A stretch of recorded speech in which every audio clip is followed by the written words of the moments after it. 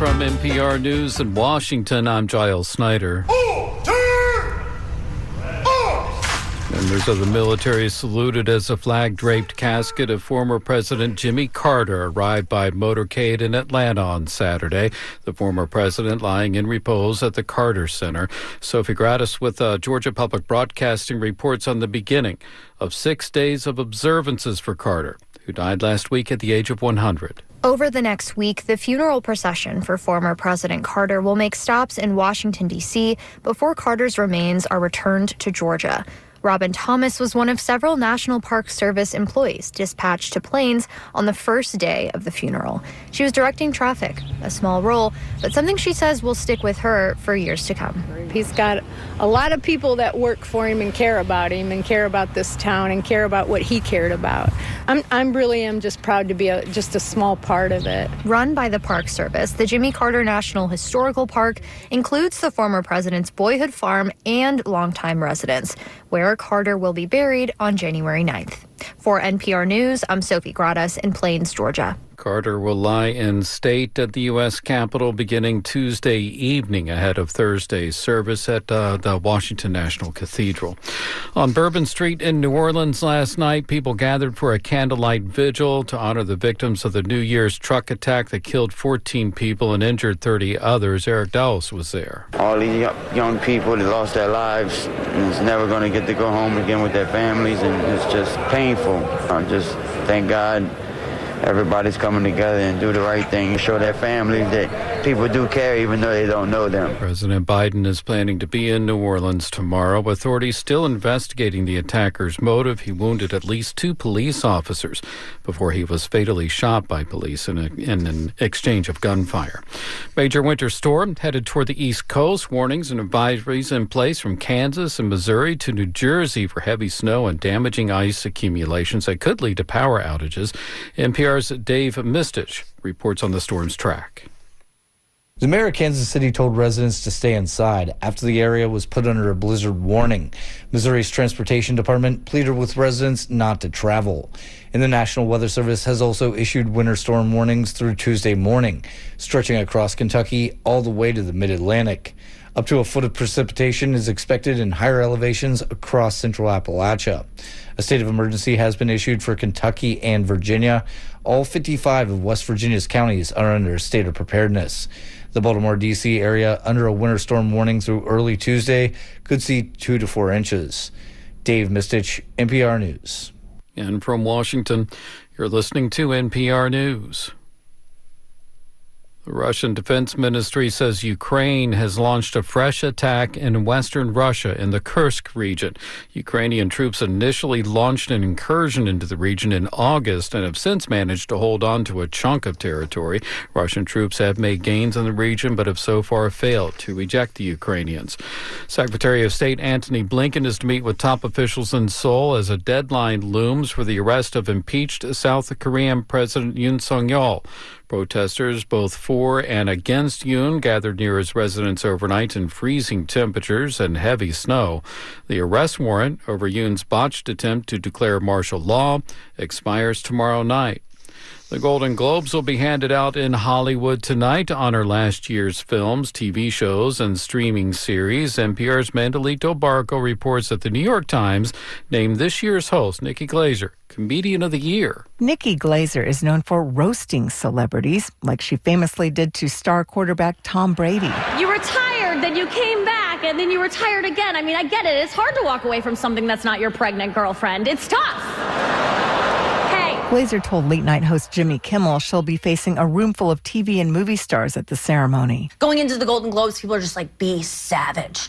Just destroy them. Like, people want blood. Glaser said that may not be her approach this time, but she will have to strike a balance between killing it in the room and being funny for audiences watching on CBS and Paramount+. Mandalit Del Barco, NPR News. And I'm Giles Snyder. This is NPR News from Washington. Support for NPR comes from NPR stations. Other contributors include Lilly Endowment, a private foundation supporting NPR's coverage of religion and spirituality, and Jarl and Pamela Mohn, focusing on civil liberties, foster youth, public radio, and the arts.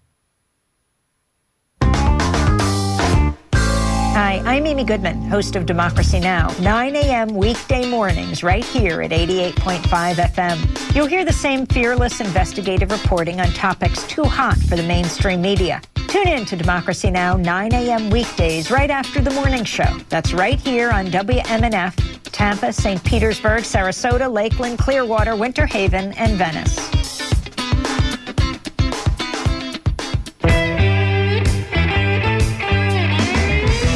Hi, this is Larry Lesk, host of Mo Blues Monday on WMNF. I invite you to join me and my assistant Nancy Johnson as we explore the roots and the fruits of this uniquely American music, the blues. As a full-service blues show, we remember and respect classic blues, but we also keep you current with the sounds of today. Who's in town, the blues calendar, your requests, and of course, the blues goodie bag. Every Monday from 6 to 9 p.m., we're here just playing the doggone blues. And if blues is her sadness, then blues music is her cure. Want to hear what one listener called the most disrespectful show he's heard in 20 years? Join Donna, Liz, and Amina at 10 a.m. on Thursdays for Surly Voices. A fresh, fun, feminist take on current events, politics, and social justice. Slaying the patriarchy, one show at a time. Surly Voices, Thursday at 10 a.m. on WMNF 88.5 and WMNF.org. Greetings and salutations. It is I, DJ Spaceship. And if you're hearing the sound of my voice, that means your day is already off to a great start. But in case you've been under a rock, I am the new Friday morning host right here at 88.5 WMNF from 6 a.m. to 9 a.m. with my co-host Nate Diggity Dog. So hey, let somebody know there's something new going on in the Bay right here at 88.5 WMNF.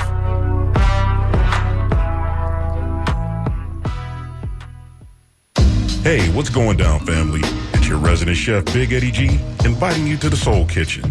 Me and my assistant chef, Mr. White Pepper David Bryant, serve up the best of R&B and soul music with a pinch of hip-hop and jazz and a dash of fun. So stop by Friday nights from 8 to 10 p.m. Bring your appetite, because the kitchen will sure enough fill you up right. Here, only on 88.5 WMNF.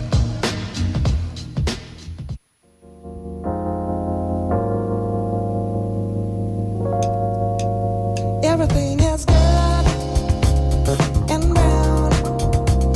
I'm here again with a sunshine smile upon my face, my friends.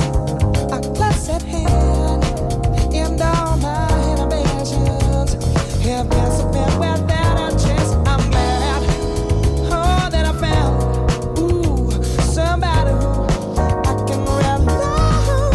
This is the return of the space cowboy.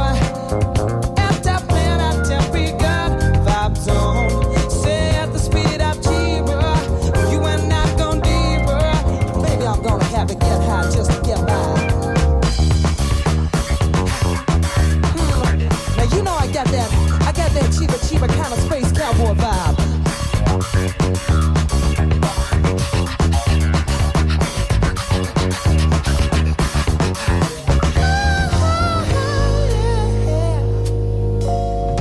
Everything is good. I am green. Say I'm red again. And I don't suppose I'm coming down. I can see clearly, so high in the sky. A man with psychedelic patch of friends. I've happiness to share those eyes. He's glad, oh, that I found somebody who he can rely on. This is the return of the space cowboy. At Dublin, at every good vibes on. Say, if the speed I cheaper.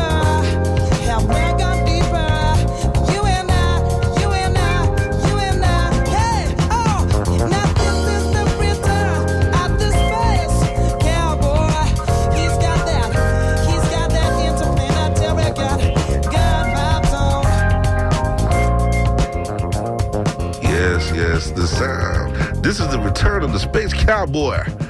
Yours truly, Walter Elspeth II, the voice of the Tampa Bay area, right here on the Sunday Forum, WMNF 8.5 FM. My main man, Beasley, yeah, getting it, yeah, the Space Cowboy. Here we go. We are joined in studio today. He tried to hang out with us, Urban Show. You just couldn't get enough. That's right. We about to do it, baby. This is where it gets interesting. Uh-oh. This is where it gets interesting. So we're gonna take these phone calls while we listen to this Space Cowboy. Yeah. Interplanetary. Welcome to the Sunday Forum. Good morning. Can you hear me? Good morning. We can. Yes. Okay, that's good. This is Eduardo. Eduardo, what's going on, man? Yeah, well, I called last week, but if you don't mind, because I went to church on Saturday. Okay. This last week to avoid the hooliganism, not that there is, by RBJ. So we try and avoid traffic over there. Okay. Yeah. So it was great, and I'm flipping the pancakes this morning here at home. There you go. There you go. Yeah. I wanted to get your opinion on, obviously, if you go to a volunteering event, what is your suggestion as far as, like, meeting people? What's a great way to meet people? And obviously, we're not counting the bars or RBJ, stuff like that. What is your suggestion? During, you meaning people during what? I would say during the day. Let's put it that way. Yeah. Oh, during the day. Wow. Depending on what you do for a living, or what your lifestyle is, I would think the gym. Okay. Certainly is one way. Restaurants are always great, especially diners, right? Okay. And then, of course, you have different events that take place throughout the week. Especially at the end of the week, they have this thing called Cafe Con Tampa, which is done every Friday in the morning. There are different groups, organizations, and individuals that will be there. And there's breakfast that's there. It's like, I forget how much it is, but I think I can't mention it on air. But if you go there, you definitely would be able to meet some folks there. And then, of course, networking. Networking. Great networking situation. I joined the group. Yeah, I did that. Yeah, sometimes they do something like that in the morning, but sometimes they're more like in the evening. Right. I got a suggestion. Sure. You got the CDC of Tampa, who has an Impact Monday, the first of the month. It's always a good crowd. It's real quality information that's shared. So where's that? That's gonna that's on Hillsborough. 1910 Hillsborough Avenue, I think. Yeah. 1910. I don't know if it's okay, because I'm in North Tampa, but I mean I got a car, I can get around. Okay, the Chloe Cloney building on Hillsborough Avenue, East Hillsborough. Chloe Coney. Chloe Coney building. Chloe Coney. Okay. Coney. That's held like at noon. So in the middle of the day, you would have a good time, and a lot of times they have something to eat there too. Yeah. So check it out, man. They're definitely. I'll be there this Monday. Usually let me tell you, whenever there's, the one thing two things actually that bring people together more than anything, and stop wars, food and drink. Put that in your show. When you guys doing your show, fit that in. Make suggestions out there like, hey, you might want to go and check out this place. Definitely put it out there. So if you're listening, if you can't call in, at least we can make note of it. Definitely, man. Yeah. And listen, I'm gonna tell you right now, the Fish Grits and Black History is gonna be lit. You definitely want to go to that. Check that out. WLSmithLibrary.org. Check that out. You can actually look at the actual. You actually go to YouTube and watch video of the past Fish Grits and Black Histories, and you literally. I mean, it's a lot of people that show up. Okay. All right. I'll keep listening, and good show. And if I get a chance, I'll definitely call back again. All right. If I have any questions or want to make suggestions. Yeah, but I'll definitely put that out there and let people know, because it's great for people to meet out there. Absolutely. There's a lot of people that they don't have friends and all that, or maybe they only know one or two people, but they want to know more people. It's a great way to meet people. Yeah. Sure, man. Absolutely. Yeah. Absolutely. Okay, thanks, guys. All right. Take care, brother. Have a good week. Take care. You too now. All right. We got anybody else? We got another one? All right. Let's go. Welcome to the Sunday Forum. Welcome, welcome, welcome. All right. All right. What's going on, man? The 2025 is alive. Happy New Year. Yes, sir. And guess who's driving? You guys. Yep.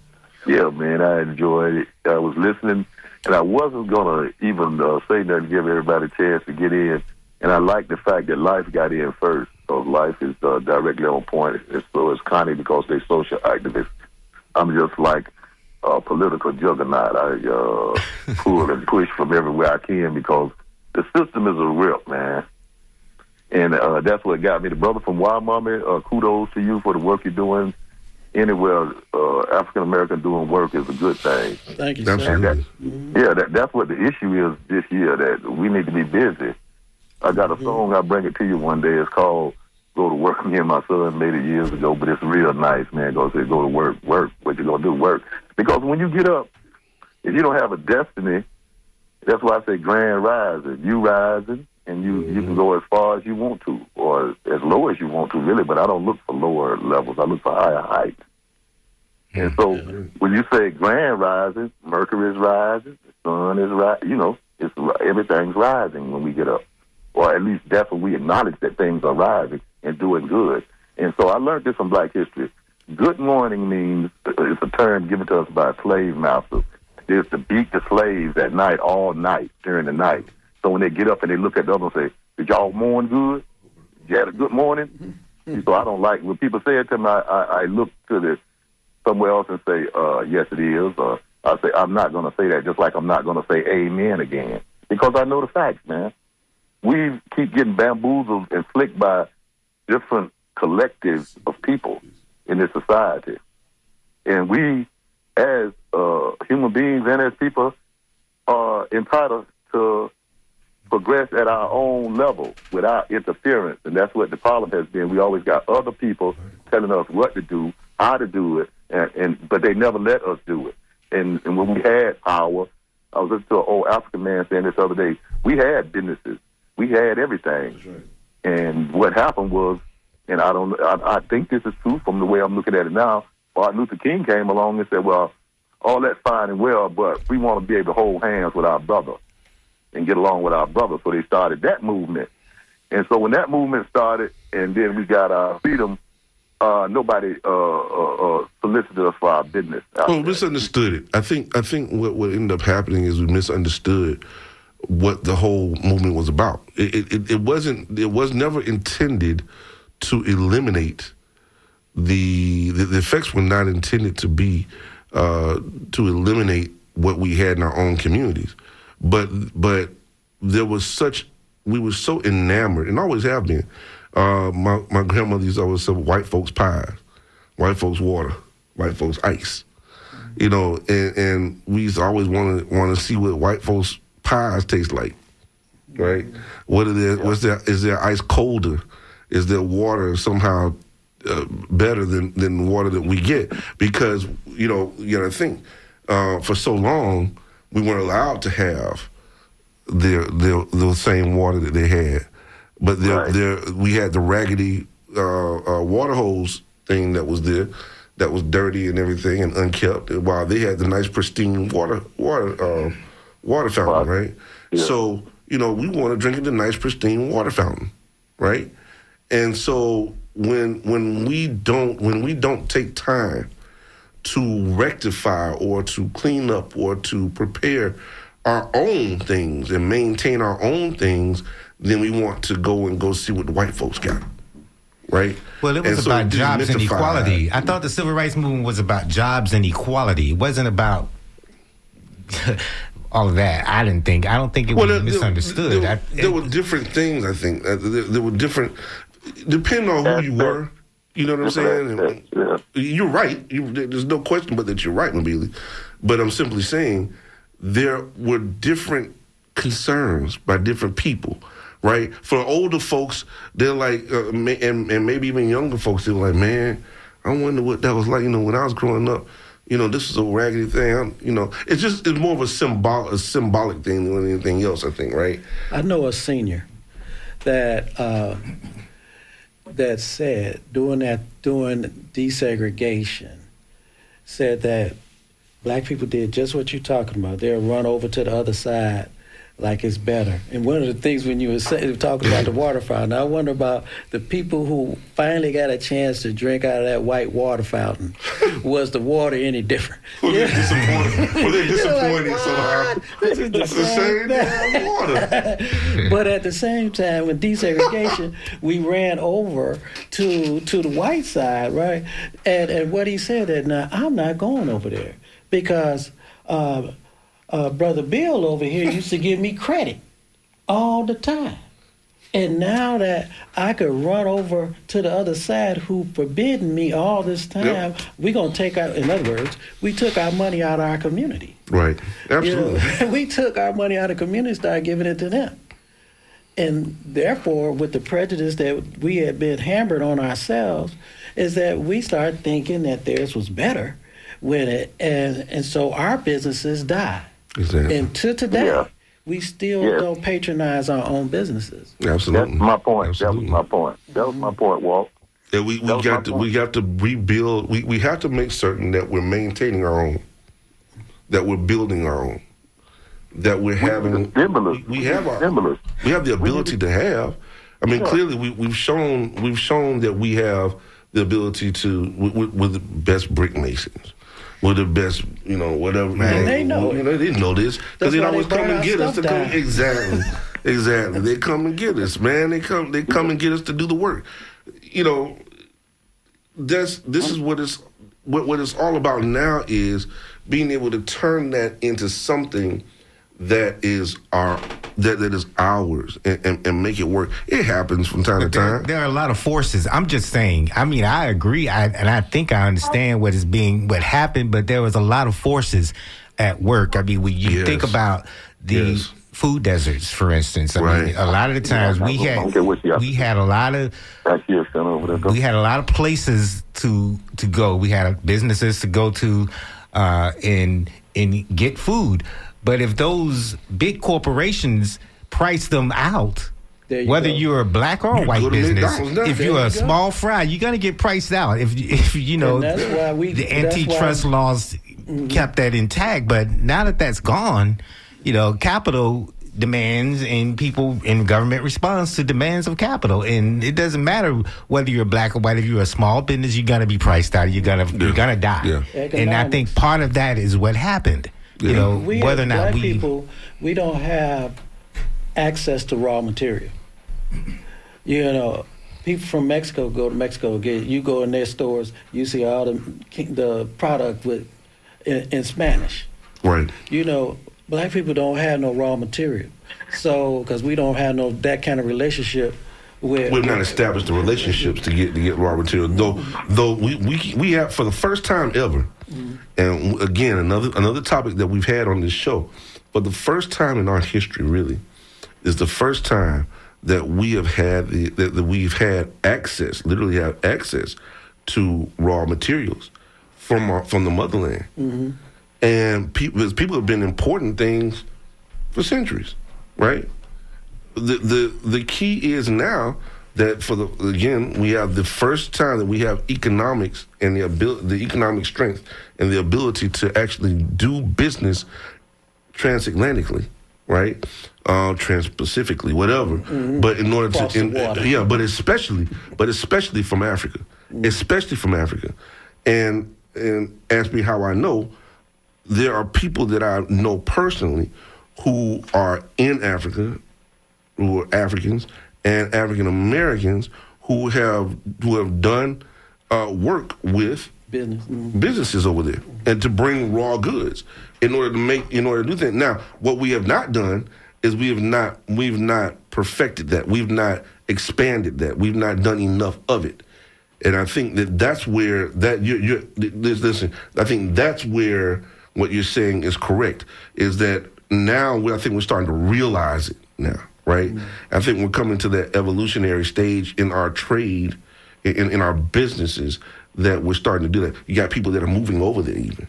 right, to do business and bring things back. If we could only get that kind of financial system set up, because we've always, I know I'm like 68.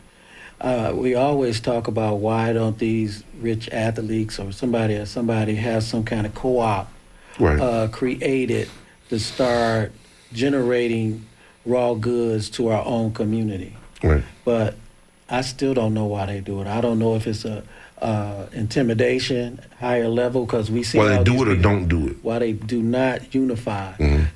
And you hear stories about a lot of times in black musicians and their publishing rights being eliminated because somebody want to take that money. And I don't know if that's part of it. You know, that was some of the history of Michael Jordan. They was saying that he wasn't going to do nothing because he was scared he's going to lose his resources. So I don't know how. But he wasn't involved in the manufacturing side of it. Right. He was endorsing, but he wasn't manufacturing. He wasn't hiring the cheap labor in the sweatshops, which ultimately got him in trouble. His name got caught up in it because his name was on the sneakers, but he wasn't doing the hiring. He wasn't the one doing the outsourcing. And part of that is what's happening as well. I mean, we think the grass is greener on the other side of town, but some people think the grass is greener on the other side of the world because it's cheaper, and cheap that labor, prices us out. Back to labor again. Right. So yeah, we gotta. Jay, man, thank you for your call. Appreciate it, brother. Happy New Year to you again, man. Same to you and your family, Mobile, and your guests, and all the listening viewers. All right, man. And we can do better. We don't have to do better. We can do better. We can do better. That's it. Better. Absolutely. I love it. Love it. Thank you, brother. Hey, man. We got. Oh, Mobile is on. It's on, Mobile. Okay. What we got? Vertical hold. Okay. All right, folks. Here we go. We got to go for the ride. Call in 813-239-9663. So now, let me tell you, as we go for the ride, as we go for the musical ride, let me just say, we talk about these folks, about Black history. We talk about the importance of Black history. Let me tell you right now, like I said, my mother would get pissed. She was so upset at the fact that you have, all the time, people sit there talking about Don Vicente Ybor. Great. Don Vicente Ybor also knew some black folks too. And there were some black folks that were here before he got here. And they worked in those factories. They came from the Bahamas and went to the Keys. They came from Cuba and they came to the Keys, and then they came here to Tampa. That's the history. But you never hear them talk about these black folks, who they were and what they did, what their importance was. We talk about the revolution in Cuba. They always talk about Fidel Castro, who was really Lebanese. Ooh, did I say something wrong? Education. Anyway, so we talk about Fidel Castro and the fact that this guy had a new revolution that he started in Cuba. But the real revolution was the one before then. When you had, that was led by General Antonio Maceo, right? And he ended up being the leader of the Mambi, the renowned leader of the Mambi, which is the fighting forces of Cuba, that led to the abolition of slavery after his Protesta de Paraguay, which was held in 1879, right there in a clearing in a place called Zanjon. And in Zanjon, the Spanish went there and they said, "Listen, we went to the white folks, to the plantocracy, and we've said, okay, we want to make a deal with you to let you have the country, but they're like, but can you keep the slaves? Can we keep this? Let's just keep the slavery going on for a little bit longer, and just kind of gradually let them go." And when they just said, "Well, I don't know about that one, buddy. You're gonna talk to Antonio Maceo about that one." Well, they found him in a clearing in this area here, and in 1879 he says, "Hell no." That's the purpose. Are you kidding me? Who? What you think we fighting for? I'm fighting for mi patria, for the entire country. That's what we fighting for, right? I'm not going to sit there and let you no, absolutely. We're not even talking about this. No. Go on back to your camp, and I'm going to give you a chance to get back to your camp, and we'll resume hostilities after you get back to your camp. Ain't that something? And they resumed hostilities, but they had to warn him and let him know, you got to get out. Now you're in exile. He goes into exile. So he comes to the States. He talks to Jose Marti. Marti comes out here to Tampa to gain support. When Marti gets because Maceo never comes to Tampa. He wanted to come to Tampa, but he never did. He's in New Orleans. He meets with Marti. They head back to Cuba, but not before they send a man over here to Tampa again. And they're like, listen, because they tried to kill Marti when he was here in Tampa. They tried to assassinate him. Now, one of the things people don't talk about, and let's go back to something. First of all, Antonio Maceo was a black man. All right, undeniably a black man. He was leading the Cuban forces, right? And there's a fear, the black fear that we always talk about, the black fear of the Haitianization of Cuba. Mm-hmm. I was right? To bring that word up. There's or the Africanization of Cuba, because they knew how popular this man was. And that after this war, what you say, after this war is over with, they knew the possibility was very high he was going to end up being the president of Cuba. But he let it be known, I have no designs on I fought for Cuba for nearly 50 years of my life. I'm almost 50 years old now. I have no designs to be president of Cuba. I just want to see a free Cuba where everybody can take part in it. And we don't have to be known as Afro-Cubans. We're just Cubans. Can we just be Cubans? Can a brother just get that? Right? Can we be equal? No. But they send the plans for the new war to get him out of exile and get him back there to lead the troops against Spain, which ultimately led to Spain's defeat and the abolition of slavery. What they end up doing is they put these plans in. They knew they couldn't send the plans to Ybor City because somebody's going to end up getting killed. But mind you, let me go back again. The night that Antonio Maceo was shot, and I'm sorry, not Antonio Maceo, but Jose Marti was shot, was right here in Ybor City. And it was Ruperto and Paulino Pedroso, a black couple, that saved his butt and made sure that he lived in order to make sure that to get this war, to help get this war going. Got him down there, and they sent the plans. They had the plans prepared and sent in cigars that were rolled up, not in Ybor City, but in West Tampa. Authentic history. Authentic history, black history, right there. They keep leaving out the black history of Tampa. Mm-hmm. And, Ybor City, West Tampa. Come on now, you can't leave that out. You can't leave that out. And Antonio Maceo rides into immortality. Come on, man. And that's the thing, is not to leave. Other cultures have a habit of leaving black people out. Yeah. We don't need to leave nobody out. What I want to do is bring the history, but I don't want them to leave out the black history. I don't mind everybody had something to do with everything, but why you always get... Ife is not going to leave the black history.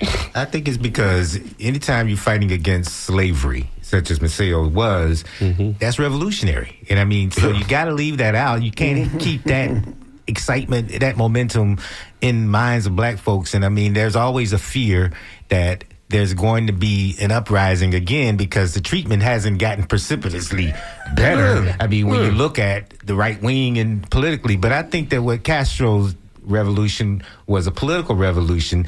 Maceo, that was against slavery. And I mean, you're talking real revolution and control of the country. It's called control labor. Of the country. Get back to the labor. I mean, economics. You want to control the economics of the country, and the economics was in slavery. You want to take control of the politics of the country. The politics of the damn country was based on slavery. So if Spain can control that and control the materials that are coming out of the country, then they win. They continue to win, but they were relinquishing that. But they were relinquishing it to white folks because that's who they went to initially. And when they thought the white folks had, and everybody knew. Well, now you can come to us because with the plantocracy, that's cool, but we need to talk to Antonio Maceo. Because we know that if we got more black generals than anywhere else. Anyway, you get for the first time in history, you're seeing more black generals outside of Haiti. It's the first time you ever see black generals leading an army anywhere in the Western Hemisphere. You know, you went to the labor, and they don't worry about the material because they grow that. But in any kind of project, the labor is like 2/3 of the cost of the project. Yeah. And that's why slavery was such an economic power. And you look at the cigar rollers, the pictures of the cigar rollers right here in Tampa, and you don't see any pictures of the black folks that were sitting up this them damn cigars. But you know good and well they were there because they talk about it. They talk about it. There's no question as to whether they were there or not. Clearly, it was everywhere. Yeah, I'm just saying. Machinery. Yeah, come on now. Yeah, but you know how Jesus got blue eyes. Come on. Oh man, dude. But they hid him in Africa. As a baby. Don't get me started. Don't get me started. Call in 813-239-9663. Go ahead. I think it also gets us back to one of the landmarks that I wanted to bring up is down in Ruskin, Chicken Island. And Negro Island. Lord. And is that in Ruskin or is that in Pensacola, Chicken Island? I thought Chicken Island was in Pensacola. They're both side by side right there in Ruskin. And but we look at the name and you wonder what the history was. Right. We know that these were Maroons which is another word for runaway. They had the Quaker. They had the quarters in Ruskin.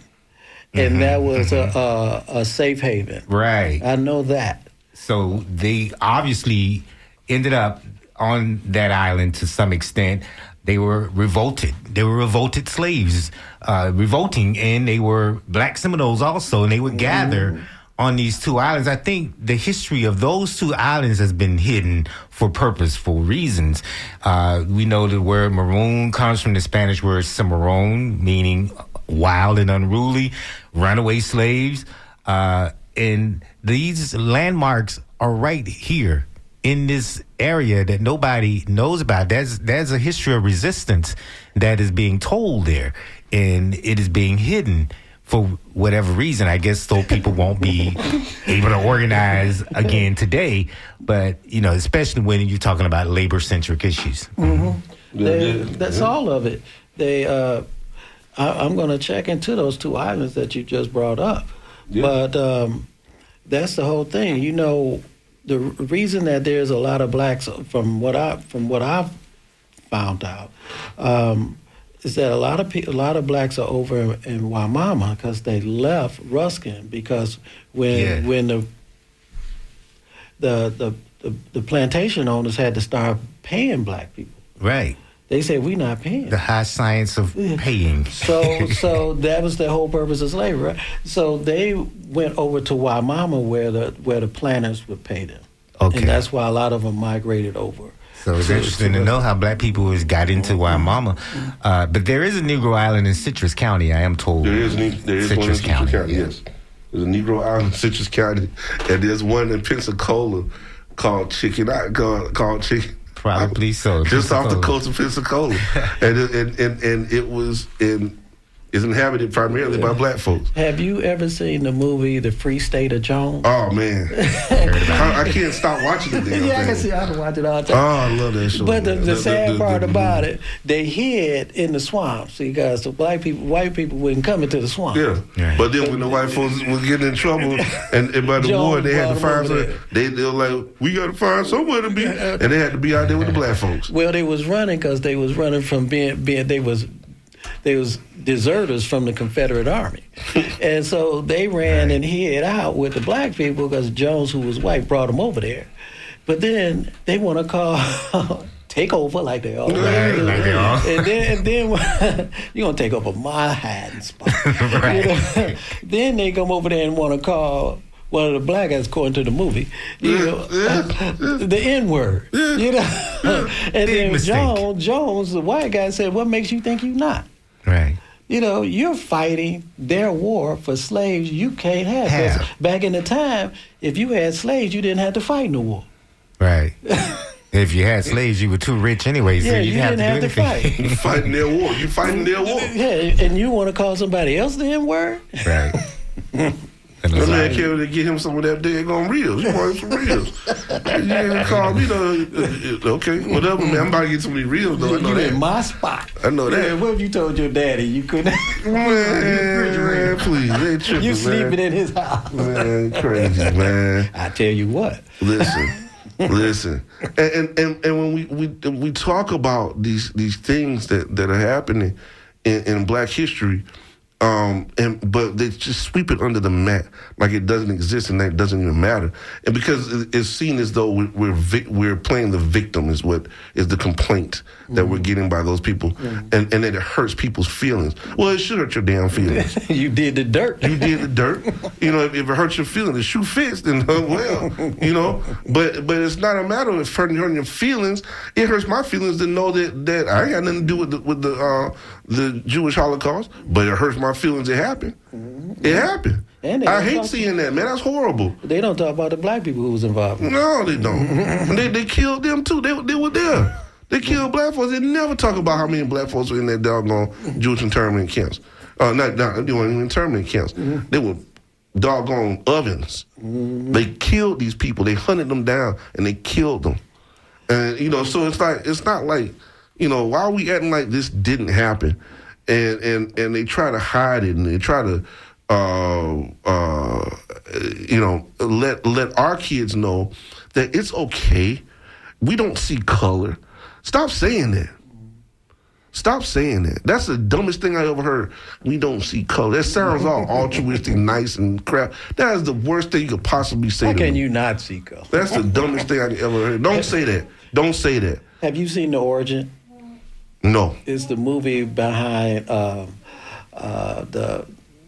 1619, I think it is, where she went to that movie and she was talking about how over that the Germans patterned their attack on the Jewish people on slavery in the United States. Yes. Yeah. And they also based it on the actions of the internment camp, the camps that were held in Cuba that were done by Veliano Weyler, who was the new governor, so to speak, over the island. He was the second governor over the island that was very ruthless, extremely ruthless, and he would hold these people in the villagers, the black folks especially, in these camps, right? And they would torture them to get information out of them. So, you know, they read from that history, got that history, the elimination of these things from eugenics, the elimination of undesirable populations was done based on those concepts.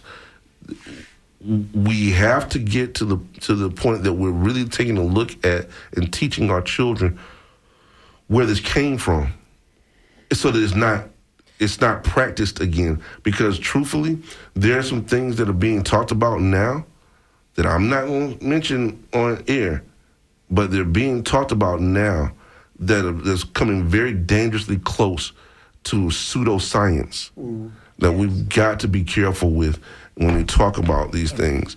And so we need to be careful with it. We need to be watchful of it.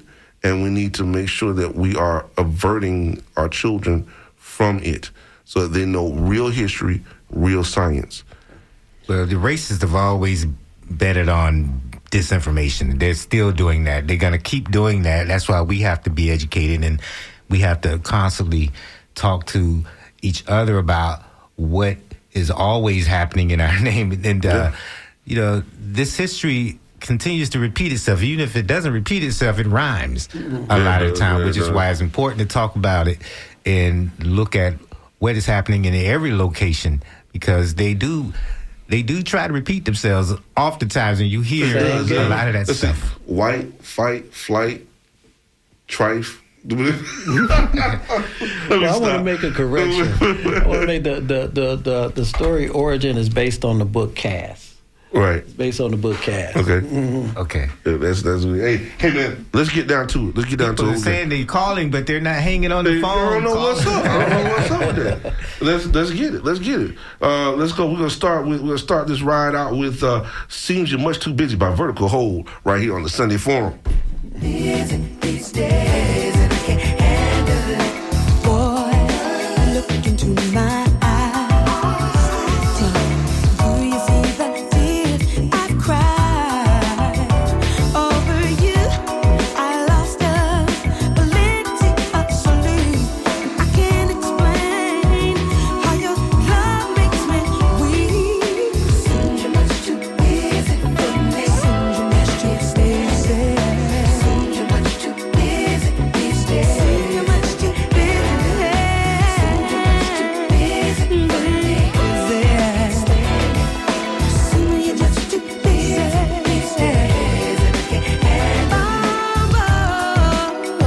Let me hold you in my arms. Promise that I will keep you nice and warm. And if you would give me a few hours with you, I'll take you on a secret rendezvous.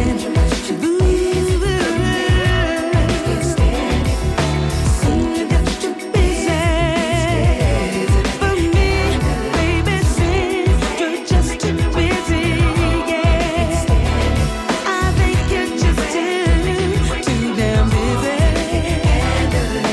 Baby, make some time for me. I really need your love right now. I'm asking you to find the time Can't stand it.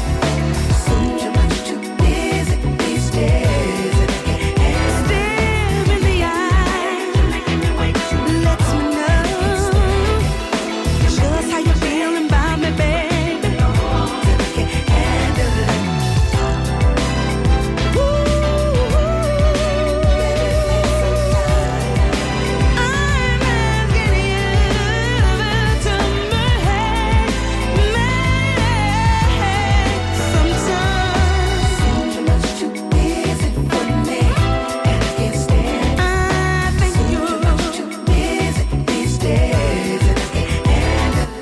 Well, y'all don't want to talk to me today? Is that what this is? Y'all mad because I'm talking about Black History? Don't be mad. Don't be mad. Call in 813-239-9663. We want to hear from y'all. Come on now. We talking too much good stuff over here. Hey, come on now. Let's do it. Let's do it. Hey. You're making me wait too long. You're making me wait too long. You're making me wait, baby, I'll be long. You're making me wait too long. You're making me wait too long. Oh, that was nice. Still in the eyes, you're making me wait too long. Just how you feeling about me, baby.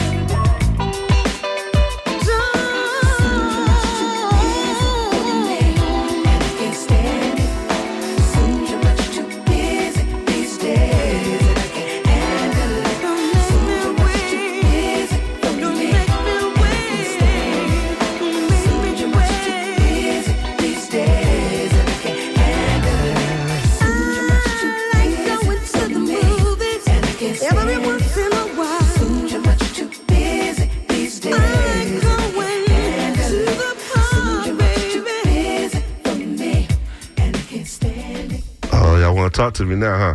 Let's go to the lines. And we're going to hit that Night Over Egypt by Incognito. All right. Caller. Hi, this is Mike. Are you there? Mike, how you doing? Pretty well. How are you doing this morning? I'm doing well, doing well.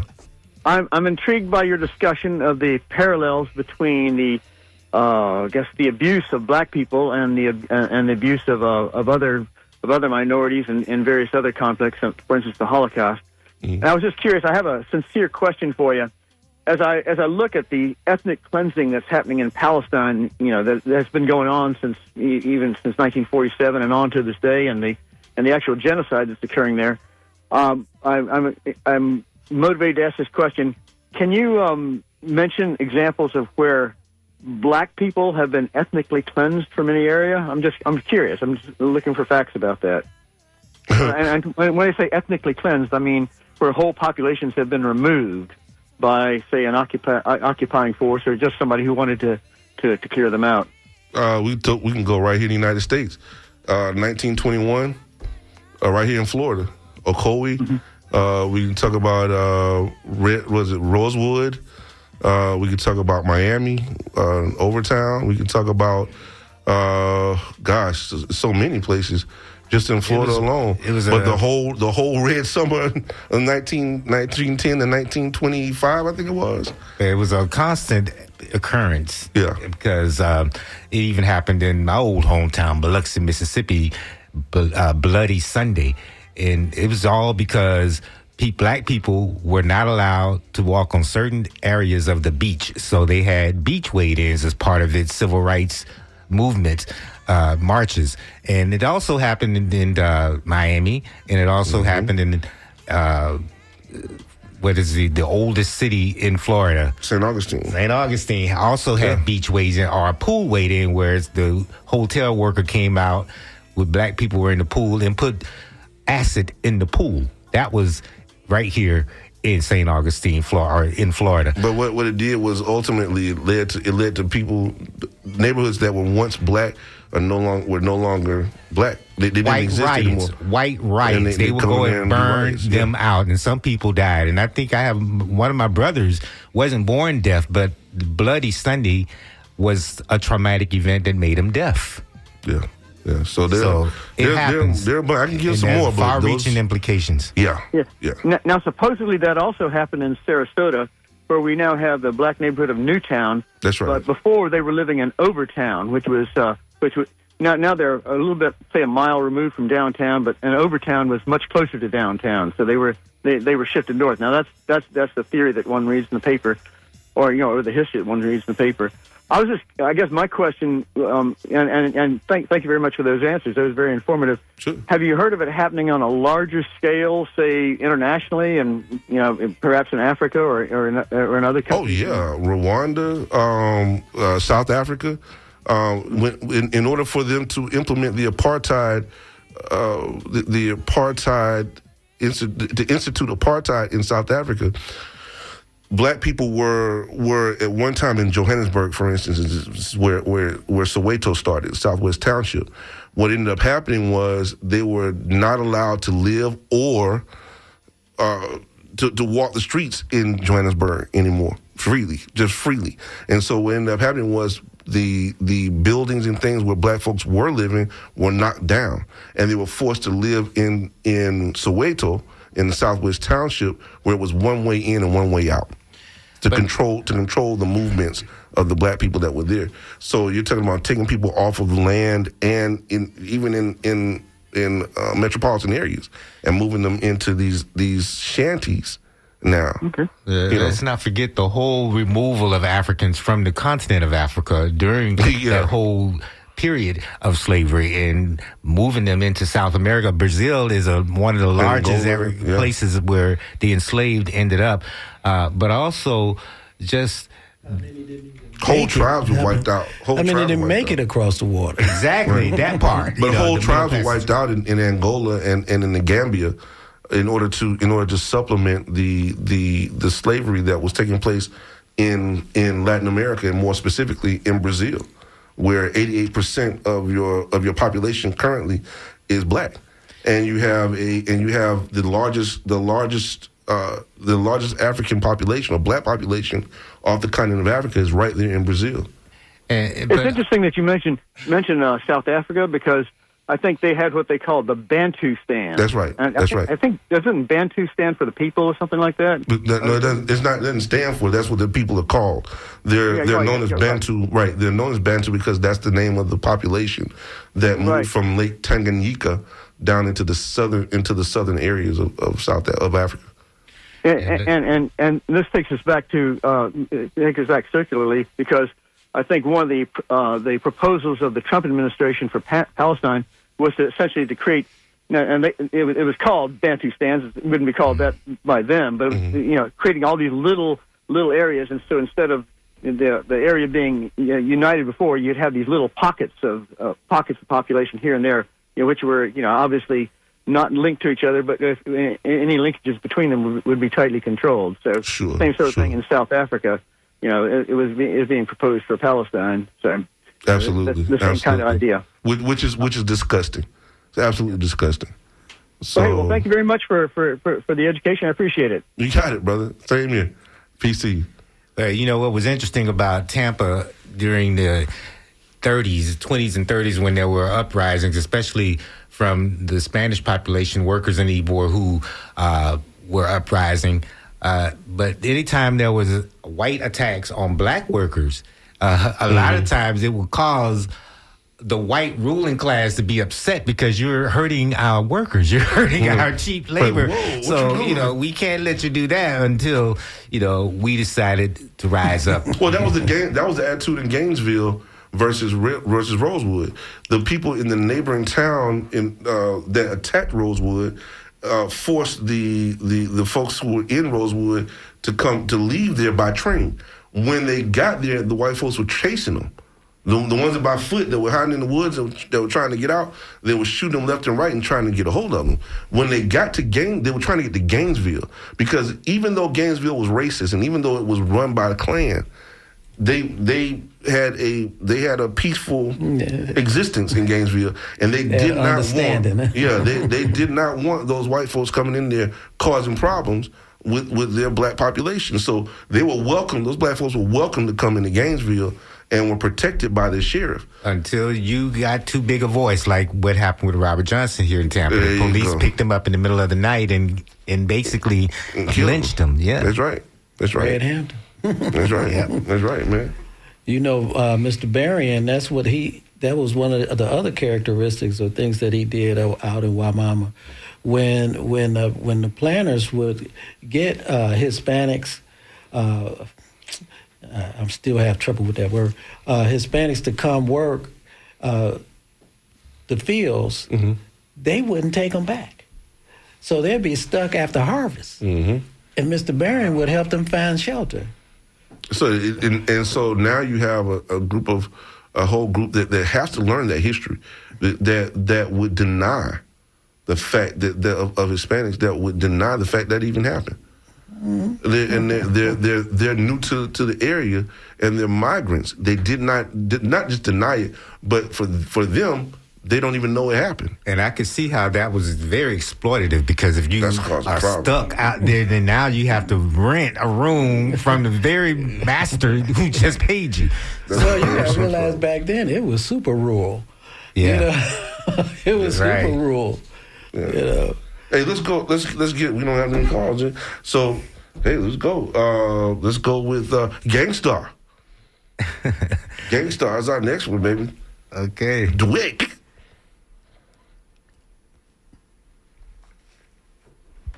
I don't think you can find an edited version of that. So we don't have an edited version of that one? We don't have one. Okay, all right, no problem. Hey, man, let's do this. Hey, listen, Incognito, Nights Over Egypt.